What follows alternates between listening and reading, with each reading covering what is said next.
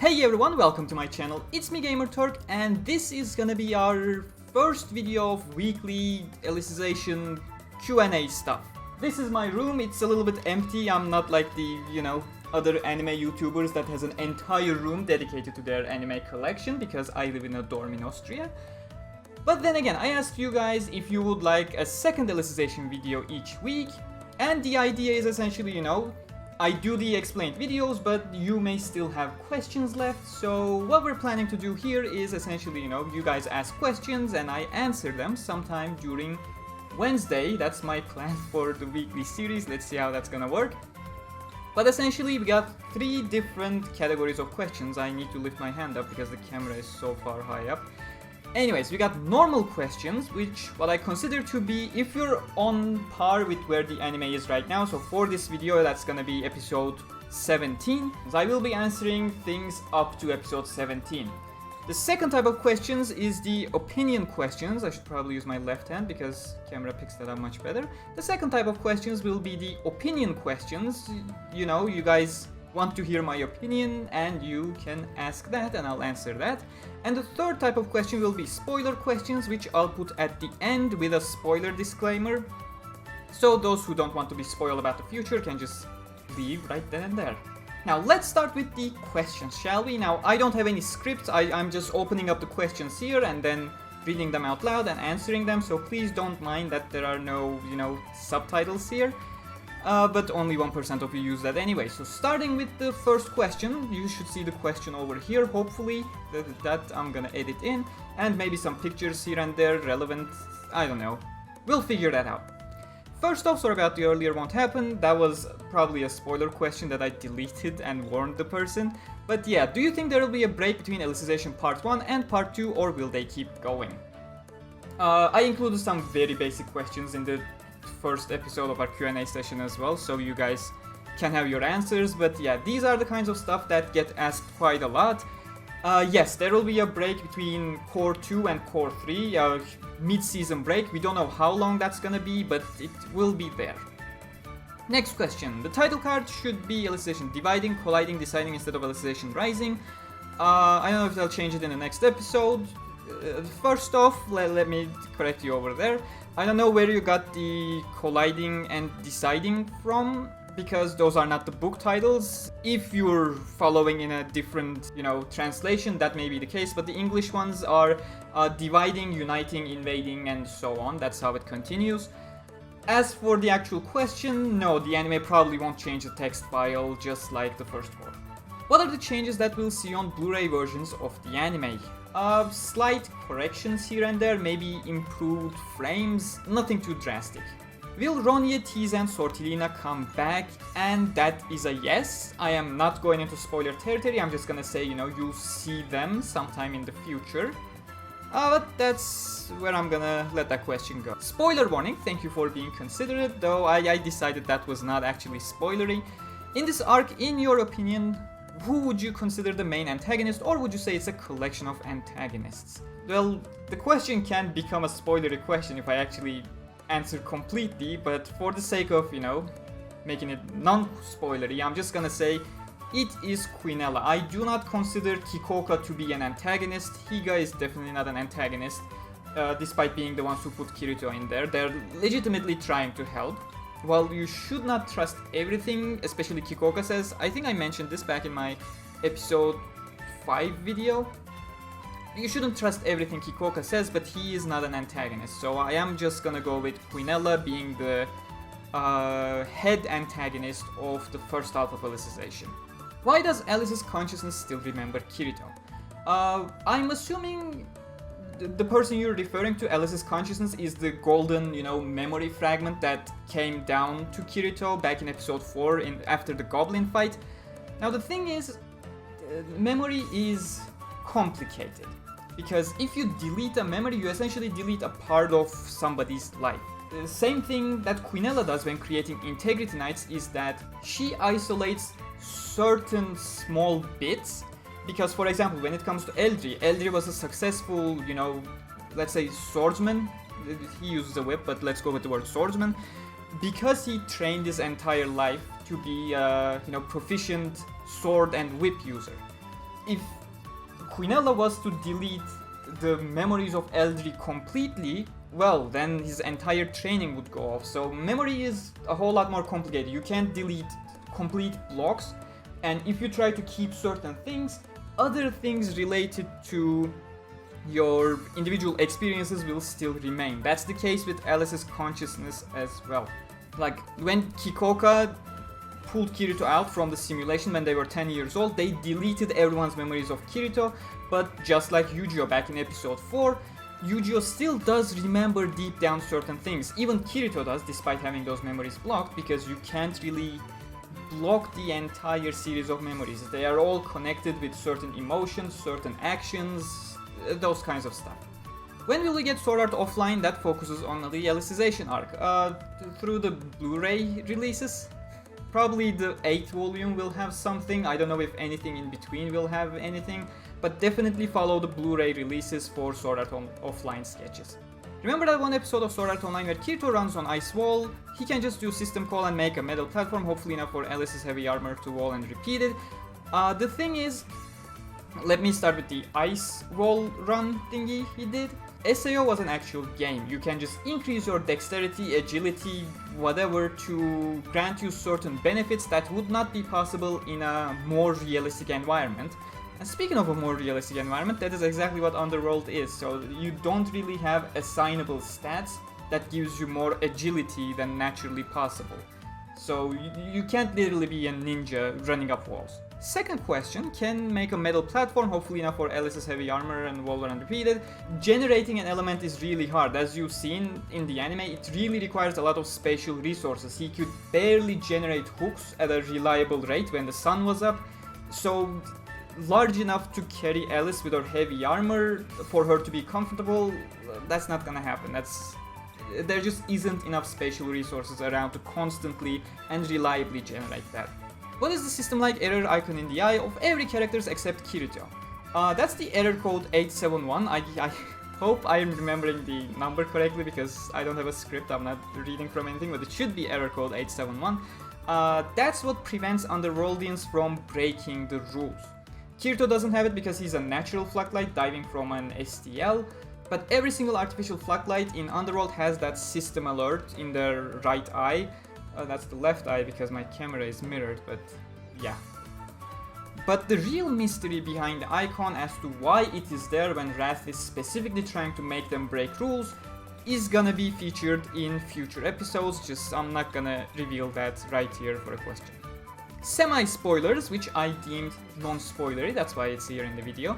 Will Yuna and Dr. Shigemura be referenced in some way or not? Actually, Yuna was referenced back in episode 5 when Klein was driving Sugua and Asuna to the harbor.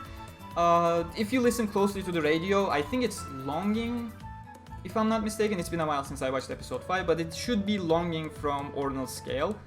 And Dr. Shigemura was referenced a couple of times back in the Ocean Turtle episodes, but I don't think they will be integrated completely at this point. They had the chance back in episode 5 and 6, but they did not, so it probably won't happen.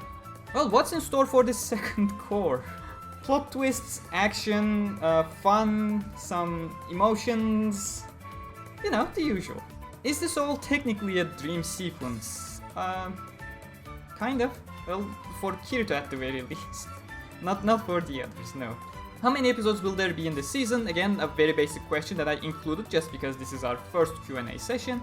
4 cores have been announced. 1 core is approximately 12 to 15 episodes. In our case, the first core was the first 13 episodes. The second core is episode 14 to 24 based on the Blu-ray episode information that we have received. So in total you can most probably expect a 48 episode series. Why Alice's eyes can do this?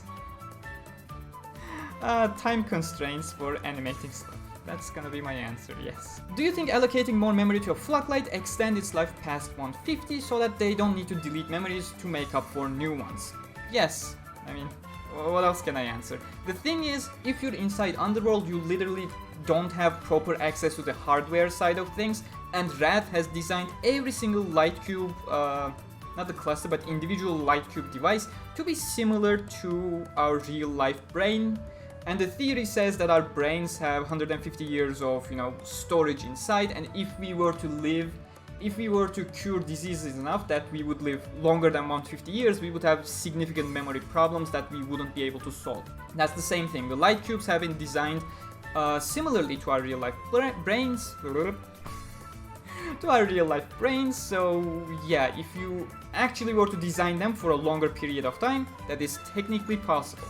So that was it from our normal questions. Now moving on to the opinion questions. Here we have, what is your favorite weapon that you have seen in the arc so far? Kirito's, Alice's or Yu-Gi-Oh's, or weapons that the knights have used trying to take down Kirito and Yu-Gi-Oh? My answer is... well, this isn't the answer, but it's a hint for the answer. I like the Kirito's black one. I am not gonna name it yet because we're not in the spoiler section. It's called the black one for now. I really like the simple design of that sword, much like, Elucidator has a neat handle, but it's not too complicated, etc.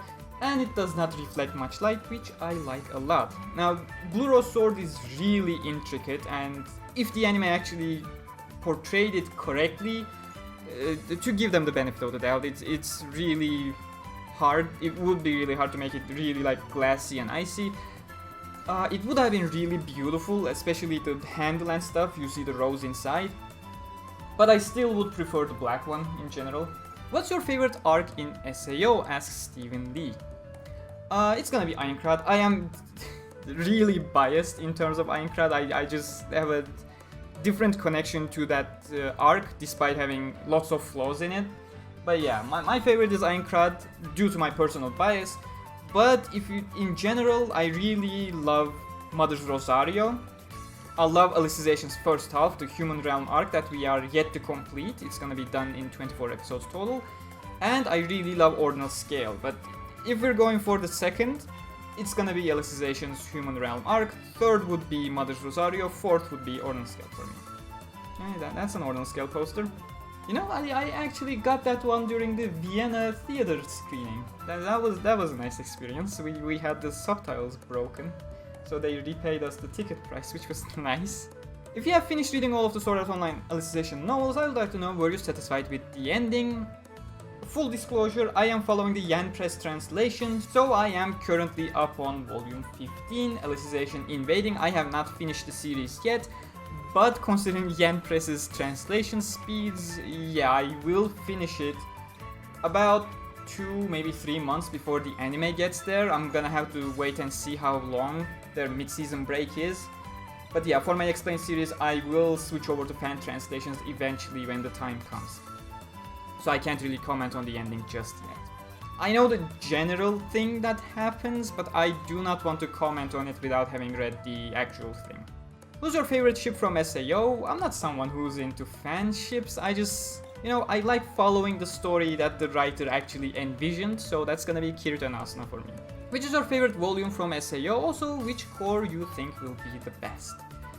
My favorite volume, again, full disclosure, I have read volume 1 and then jumped straight over to volume 9 because I have already watched the anime at that point.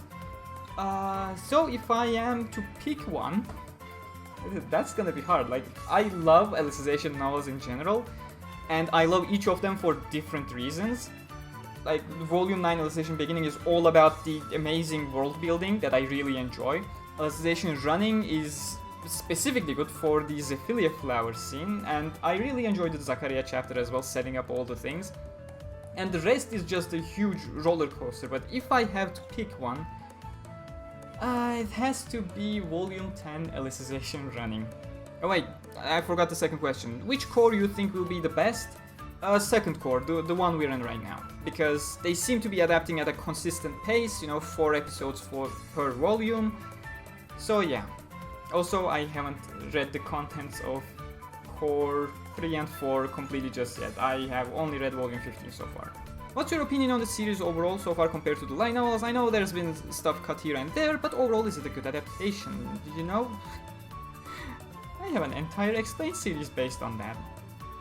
Anyways, the first 8 episodes have been heavily changed, let's say that much.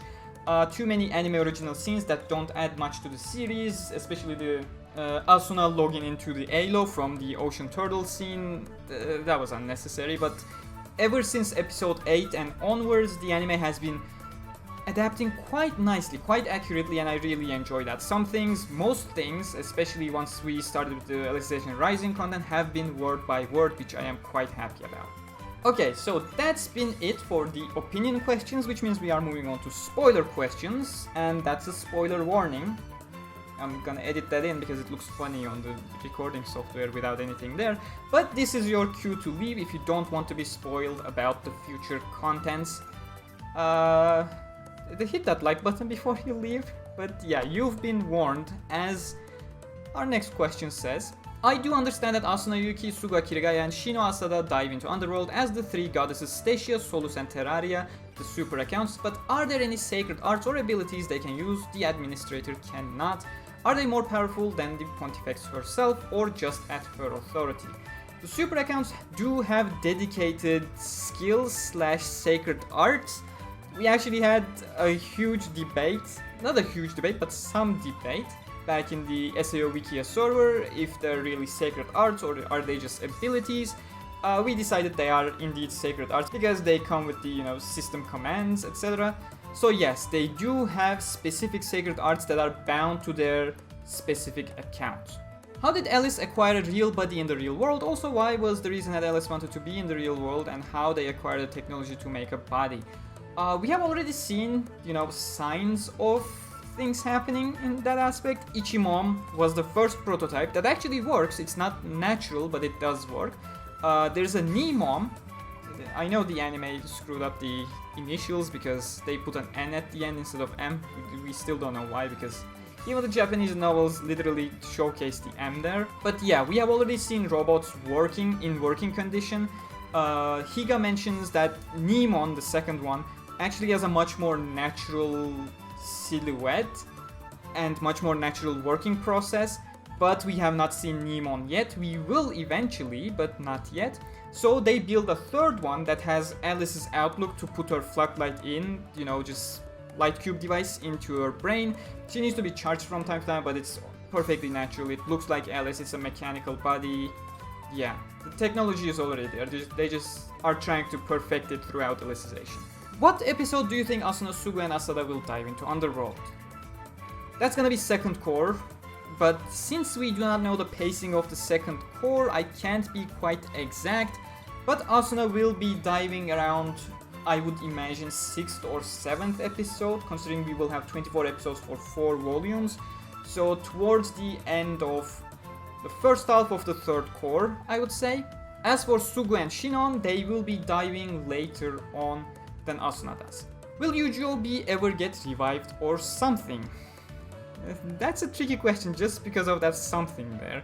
No, he will not get revived, but even in previous arcs, you have seen VR ghosts, they were called. If you remember Griselda from the Murder Mystery arc, not Murder Mystery arc, Murder Mystery sub arc back in Aincrad. But we have even seen Yuki somewhat reappear when Asuna was using her mother's Rosario back in OS. So yes, something will happen with Yujiro. What's gonna happen next? Will Yujiro die? What will happen to the floodlight of Yujiro if he dies? You mixed up the questions there, that should have been number 2. Will Asuna enter Underworld? Will Yujiro Alice meet Kirito in the real world? So, I'm not gonna answer one because that's too vague of a question, I can talk for hours. The second question, will Yujiro die? That's gonna be a resounding yes. You're gonna be spoiled because this is the spoiler section and you asked knowing, so... What will happen to the floodlight of Yujiro if he dies? The same thing that happens to every other floodlight. His light cube will be completely erased to open up space for a new one. He's just gonna be deleted, that's it. No coming back from that. Will Asuna enter the Underworld? Yes, she will. Will Yujiro Alice meet Kirito in the real world? Well, Yujiro won't. I have been spoiled here and there with Alicization. Those things being Asuna going in Underworld and presumably Suga and Shinon looking at the light novel covers, Yujiro being an EK, fighting Kirito. Reki actually said that in the afterword of Progressive. Well done, Reki, good job. And Yu-Gi-Oh! Dying, I saw both the cover of Volume 15 and fan art creation. Yeah, don't look at the future covers. Like, my Volume 15 is right there behind my PC. Yes, it is spoilers. So don't check the future cover thingies. Kirito and Asuna surrounded by Yuki and Yuji heavily implying this. Yep, that's the fan art. The fan art is dangerous. I know I will still enjoy Alicization, but are there any more big events? Yes, there are a lot of things that will surprise you because let's focus on Yu-Gi-Oh! Dying. It's just one event in the entire book of Volume 14. And the entire book of Volume 13, 14, not 13, the entire volume of the entire Alicization Uniting, let's go with the title, is one continuous journey. Even certain things coming from, Volume 13, this is the actual 13. So yeah, it's a huge journey and Yu-Gi-Oh! Dying is just one point there. If you ask me, the big event itself is the entire journey and you have not lost much by knowing that Yu-Gi-Oh's dead. But I'd say it's still a major spoiler. But don't worry, there are a lot of stuff that will surprise you and you will enjoy, don't worry. So I'm curious about something related with bringing Kirito back after the power surge. I couldn't stop myself from reading the wiki further. You shouldn't read the wiki if you don't want spoilers. I read a part that said that many players from ALO, GGO plus Kirito's friends dived into Underworld, and I don't know if it was Kikoka or Higo suggested the memories to rebuild the fried Flocklight, but isn't this what Shigemura was trying to do with all the SOF players in ordinal scale? No. Because Shigemura was effectively scanning the Flocklight without a perfected thingy, by the way, without a perfected technology, so it actually did fry certain parts of the brain. But what you mentioned there with ALO, GGO and Kirito's friends diving into Underworld, they are literally diving into Underworld. There is Asuna is essentially diving with the STL on the Ocean Turtle, Sugu and Shinon are diving from the Roppongi branch. So they are actually using STL machines, while the rest of them, since Underworld is running on Seed engine, they are diving in through their hemispheres back at home. So they aren't even having their Flocklights being copied, they are just diving in. But if we were to speak about copying the Flocklight, STL can copy the Flocklight just fine without hurting your brain, as we have seen back in episode 6, was it? The Higa clone. The Higa clone would be working perfectly fine if it was put in a situation where he wouldn't realize he was in a simulation, and the real Higa, whose memories were scanned, was doing perfectly fine in the real world. A small question there. Will we see Shigemura in Alicization? I already talked about this, we heard about him. We had a chance to see him. I was expecting him to appear back there, but he didn't, so in the future I do not expect to see Professor Shigemura in Alicization, unless we have like one episode, half an episode, as an epilogue episode at the very end of the series. Will Kirito ever dual wield again? Sorry about the first one, I didn't mean any harm. Again, that's one of those questions I deleted because there wasn't spoiler tag. Will Kirito ever dual wield again? The answer is yes and no. There's gonna be multiple instances that it may come up, but in the first half he will somewhat dual wield, but he won't really. Why am I trying to explain this without any spoilers? He will grab both swords, but the problem is he won't be using real dual blade skills. It's like dual wielding in ALO, using skill connect, eliminating the post skill delay. But towards the very end, yes, he will dual wield. The end of the entire thing, mind you. Is the huge battle between Kirito versus the Administrator gonna be like the one of Kirito versus Kayaba, like Kirito screws the system over and just do it to protect everyone? I wouldn't say it's similar, because Kirito versus Kayaba was like 24 pages, maybe 36 pages. I don't remember exactly because I read on PDF format and it's not easy to remember the PDF format, but like, you wanna see the entire battle between Kirito and Administrator, it's this long. It's 214 pages long compared to the 2-3 pages Kirito versus Kayaba had. It is not similar. There's gonna be similar aspects, but it's not similar, no. It's much longer, much more detailed, much more things happening, a lot of surprises, a lot of emotions, etc. You will see a lot of things there that were not with the Kirito and Kayaba battle. Mega spoilers, will there be Vector or Po tease? We already had our Po tease that should not even been there back in episode 1. We may see a pot tease at the very end of episode 24 if we get to see things from Asuna's perspective, but within the first half there shouldn't be any vector or pot tease in general. In the second half, we'll get more than just teases. Spoilers, when they finish Alicization Uniting, are they taking a break? If so, how long? Also, how many episodes until Uniting? Will it be just one big episode since all a big fight scene? That third question was the reason I included this in the spoiler section. As I said, they will take a break. We don't know how long. It can be 1 core, it can be 2 cores. If I were to say anything, I would be pulling shit out of my ass, which I don't want to do here. Is it gonna be one big episode? No. Unless they pull a real surprise, it's not gonna be, because the Blu-ray Volume 8 will be covering 4 episodes, episode 20 to 24. It's specifically said to be 4 different episodes. Unless that was just a, placeholder listing, yes, we may get one big episode, which I think would suit the entire series of events better, but what we know so far is that it's 4 episodes. Oh god, that's really being careful regarding your spoilers. A proper explanation of Stabilizer's final form, true nature, and what exactly did the Night Sky Sword do during its release recollection in Volume 18. Night Sky Sword is the black one, Kirito's sword, if you don't know and are still watching the spoiler section. The thing is, I cannot reliably answer that question. It's Volume 18, which is not yet translated by Yampress. Yampress is releasing Volume 16 in May. So I went ahead to Wikia to have some reliable information, not reading the Wikia, mind you, actual people at Wikia to answer that question, because reading the Wikia will be highly misleading and I don't want to mislead you guys just to make a video like some other creators. So, Valgav and Gishimenas, the Wikia overlord, has helped me with this question. The thing is, Stabilizer's final form is... You already know what incarnation is, right? And Stabilizer's imagination, the true will of Stabilizer, is to become a being that devours all souls, We should have seen this actually back in episode 1. He says towards Shinon that her soul will be so sweet. Stabilizer is really obsessed with souls, and he wants to devour the souls, so to say, devour.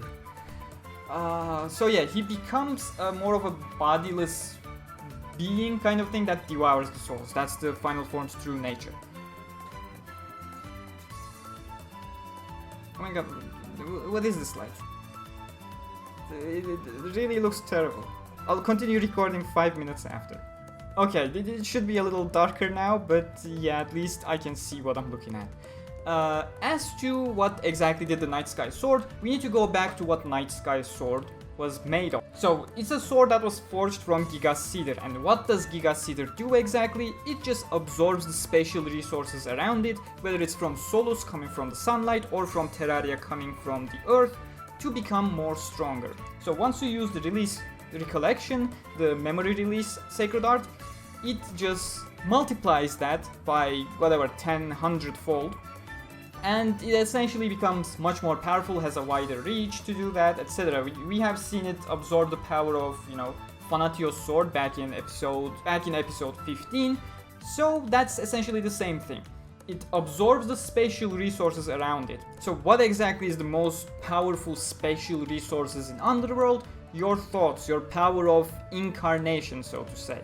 So when you will something so hard, you can overwrite the system. You already know what incarnation is. You're in the spoiler section asking about Volume 18.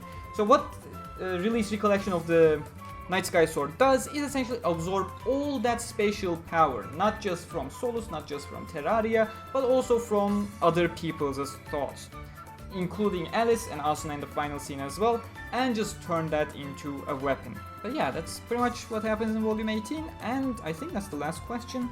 Yep, that's the last question. So I hope this was a neat little episode. I know the visuals are not great, I live in a dorm room, I can't really decorate all that nicely. I have tons of statues, but I can't decorate it to my own will. So this has to do it. I don't even have a green screen. Anyways, I hope you enjoyed this Q&A session. If you did, the like button is down there, those kinds of stuff. Thank you. I'll see you next week. Stay cool.